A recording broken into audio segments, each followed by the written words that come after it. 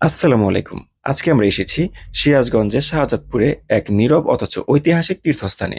এটি হলো ইয়েমেনের শাহজাদা সুফি সাধক হযরত শাহ মখদুম শাহদ্দৌলা শহীদ ইয়েমেনি রহমাতুল্লাহি আলাইহির পূর্ণভূমি। আর এই জায়গাটা কিন্তু সিরাজগঞ্জের বিখ্যাত করতোয়া নদীর তীরে অবস্থিত। কিংবদন্তি অনুযায়ী এই মহাসাধক ত্রয়োদশ শতাব্দীর শেষার্ধে ইয়েমেনের শাহী পরিবার থেকে ইসলাম প্রচারের উদ্দেশ্যে বাংলায় আসেন। তার নাম ছিল মখদুম শাহদ্দৌলা। আর এই শাহজাদা নামের অনুসারেই এই এলাকার নাম হয় শাহজাদপুর। তিনি শুধু একজন ধর্মপ্রচারক ছিলেন না, ছিলেন ইসলামের এক নির্ভীক সৈনিক। স্থানীয় হিন্দু রাজা বিক্রম কেশরীর সাথে তার অনুসারীদের ধর্মীয় সংঘাত বাধে। এই যুদ্ধে মখদুম শাহদ্দৌলা এবং তার ১২ জন অনুসারী বীরত্বের সাথে যুদ্ধ করেন, কিন্তু দুর্ভাগ্যজনকভাবে যুদ্ধের এক পর্যায়ে নামাজরত অবস্থায় তিনি শহীদ হন।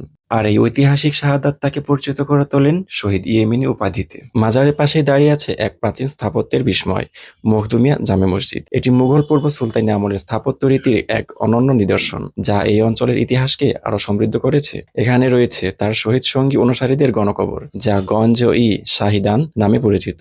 এই জায়গাটা এক পবিত্র নীরবতা নিয়ে হাজার বছরের ইতিহাস বহন করছে। প্রতি বছর বসন্তের অষ্টমী তিথির আগেই এখানে ২ দিনব্যাপী বাৎসরিক ওরস শরীফ অনুষ্ঠিত হয়। সেখানে দেশ বিদেশ থেকে হাজার হাজার ভক্ত, আশেকান ও জাকেরান ভিড় জমান। এই মাজার শুধু ইতিহাসের সাক্ষী নয়, এটি এই অঞ্চলের হিন্দু মুসলিমের এক ঐক্যের প্রতীক। এটি ধর্মীয় আবেগ, ঐতিহ্য আর ইতিহাসের এক মহামিলন ক্ষেত্র। আপনারা যদি কখনো সিরাজগঞ্জে বা পাবনার আশেপাশে আসেন, তবে এই ঐতিহাসিক শাহজাদপুরে অবশ্যই একবার ঘুরে যাবেন। কেমন লাগলো আজকের ব্লগ?